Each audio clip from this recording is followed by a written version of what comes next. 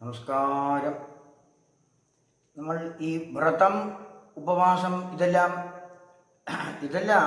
നമ്മൾ അനുഷ്ഠിക്കുമല്ലോ. ഇതെല്ലാം ഒരു ആചാരത്തിൻ്റെ ഭാഗമാണ്.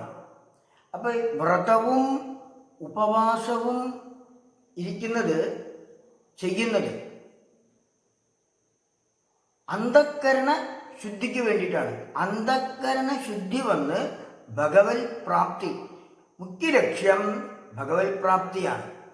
അപ്പോൾ ഈ വ്രതമൊക്കെ ഇരിക്കുമല്ലോ. അപ്പോൾ ഈ ഏകാദശി വ്രതം, അതേമാതിരി ഷഷ്ടി വ്രതം, സോമവാര വ്രതം, സ്ഥിരവാര വ്രതം, പൗർണമി വ്രതം, അമാവാസി വ്രതം,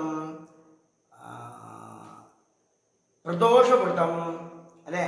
അങ്ങനെ എത്രയോ വ്രതങ്ങൾ. അപ്പോൾ ശരീരം, മനസ്സ്, വാക്ക്, ഇതിൻ്റെ ശുദ്ധിക്ക് വേണ്ടിയിട്ടാണ് വ്രതം അനുഷ്ഠിക്കുന്നത്, അല്ലേ? അപ്പം ഈ ഇങ്ങനെയുള്ള വ്രത ദിവസങ്ങളിൽ നമ്മൾ ആഹാരത്തിന് ഒരു നിയന്ത്രണം കൊണ്ടുവരും. നിയന്ത്രണം ഉണ്ടായിരിക്കും. ഈ അരി ആഹാരത്തിന് പകരം ചില സ്ഥലങ്ങളിലൊക്കെ ഗോതമ്പിൻ്റെ ആഹാരം കഴിക്കും. പിന്നെ പഴവർഗ്ഗങ്ങൾ എല്ലാം കഴിക്കും. സാധാരണ വ്രതം ഇല്ലാത്ത ദിവസം എങ്ങനെയാണോ അതിനേക്കാളും ക്വാണ്ടിറ്റി കൂടുതലായിരിക്കും ചിലപ്പോൾ വ്രതമിരിക്കുന്ന ദിവസം നമ്മുടെ ആഹാരം. പറച്ചിലിൽ വ്രതമാണ് എന്ന് പറയും. അങ്ങനെയും ആളുകളുണ്ട്, അല്ലേ? അപ്പൊ വ്രതമോ ഉപവാസമോ ഇരിക്കണത് അന്ധക്കരണ ശുദ്ധി വരുത്തി അതിലൂടെ ഭഗവത് പ്രാപ്തിക്കാണ്. ഭഗവത് ചൈതന്യത്തെ അനുഭവിച്ച് അറിയാനായിട്ടാണ്. അനുഭവിച്ച് അറിയണം, അതിനു വേണ്ടിയിട്ടാണ്. അപ്പം ശരീരം, മനസ്സ്, വാക്ക്, ഇത് എപ്പോഴും അവനവൻ്റെ കൂടെ ശ്രദ്ധിക്കണം. അവനവൻ്റെ കൂടെ ഉണ്ടാകും, അല്ലേ? അപ്പം അതുകൊണ്ട് ഈ ശരീരം, മനസ്സ്, വാക്ക്, അതിനൊരു നിയന്ത്രണം അത്യാവശ്യമാണ്. ഇതെപ്പോഴും കൂടെയുള്ളത് കൊണ്ട് അതിനൊരു നിയന്ത്രണം അത്യാവശ്യമാണ്. അപ്പൊ വ്രതമോ ഉപവാസമോ ഇരിക്കുന്നതിൻ്റെ ഏക ലക്ഷ്യം ഭഗവത് പ്രാപ്തിയാണ്, അല്ലേ? ഭഗവത് പ്രാപ്തിയാണ്. അപ്പൊ ഭഗവാനെ എപ്പോഴും കൂടെ വേണം, കൂടെ ഉണ്ടാവണം. ഭഗവാനെ അനുഭവിച്ച് അറിയണം, അല്ലേ? അങ്ങനെ ആഗ്രഹമുള്ളവർ ഭഗവാൻ കൂടെ ഉണ്ടായിരിക്കണം. കൂടെ ഉണ്ട്, പക്ഷെ അറിയുന്നില്ലല്ലോ. അപ്പൊ കൂടെ ഉണ്ടായിരിക്കണം, എപ്പോഴും കൂടെ ഉണ്ടായിരിക്കണം,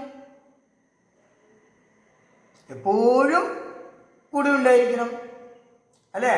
അപ്പൊ ഭഗവാനെ അനുഭവിച്ച് അറിയണം എന്ന് ആഗ്രഹമുള്ളവർ എന്തായിരിക്കും? അവര് നിത്യവ്രതമായിരിക്കും.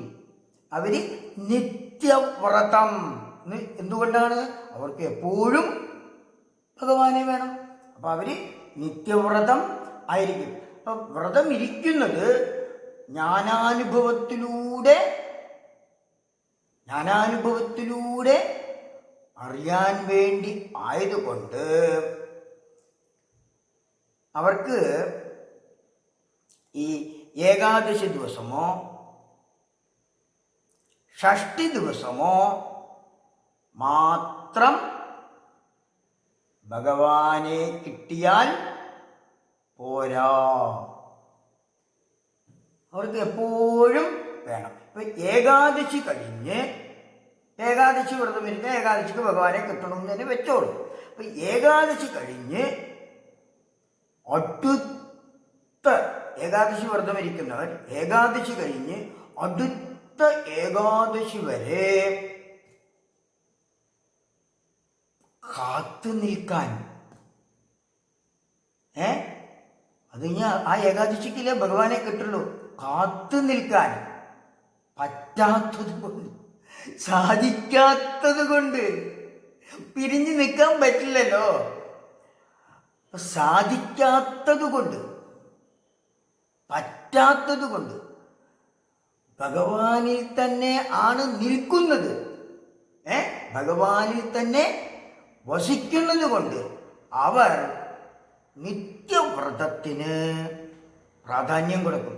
അല്ലെങ്കിൽ ഒരു ഏകാദശി കഴിഞ്ഞ് അടുത്ത ഏകാദശി വരെ ആലോചിക്കാനേ വയ്യ, അത്രയ്ക്ക്. അപ്പോൾ എങ്ങനെ കൊണ്ട് ഒരു നിമിഷം വെള്ളത്തിൽ കിടക്കുന്ന ഒരു മീനിനെ, ഒരു മത്സ്യത്തിനെ കരയിലിട്ടാൽ പിടയ്ക്കും, ഉടനെ വെള്ളത്തിൽ അതേമാതിരി മാറി നിൽക്കാൻ പറ്റുമോ ഭഗവാനിൽ നിന്നും?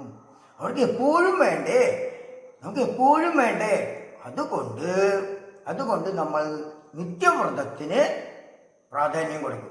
അപ്പം ചില പ്രത്യേക ദിവസങ്ങളെ മാത്രം മുൻനിർത്തി അല്ലേ വ്രതമനുഷ്ഠിക്കുന്നവർ, അങ്ങനെ വ്രതമിരിക്കുന്നവരുണ്ടല്ലോ, അവർ എപ്പോഴും ഭഗവാനെ വേണ്ട എന്നുള്ളത് കൊണ്ട് അല്ലേ, അവർ ഇപ്പൊ അനുഷ്ഠിച്ചു കൊണ്ടിരിക്കുന്ന വ്രതം,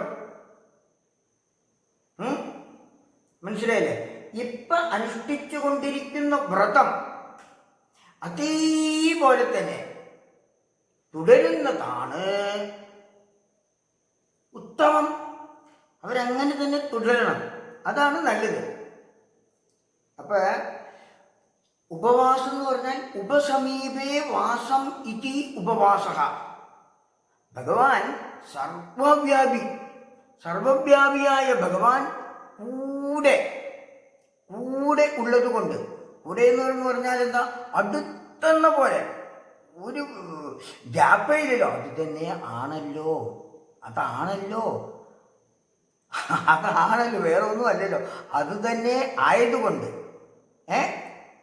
കൂടെ വസിക്കുന്നത് കൊണ്ട് അതിന് പേരാണ് ഉപവാസം. വ്രതമൊക്കെ ഇരിക്കും. വ്രതമിരിക്കുന്ന വ്യക്തി വ്രതമിരിക്കുന്ന ദിവസം ഒരിക്കൽ ഒരു നേരമെങ്കിലും കൂടെയുള്ള ഭഗവാനെ അനുഭവിച്ചറിയണം.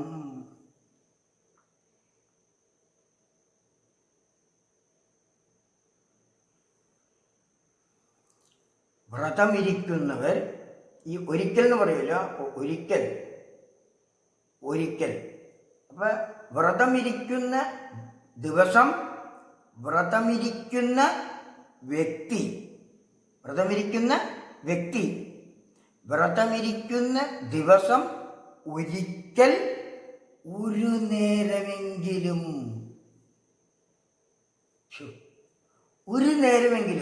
ജ്ഞാനാനുഭവത്തിനാൽ കൂടെയുള്ള സ്വരൂപത്തെ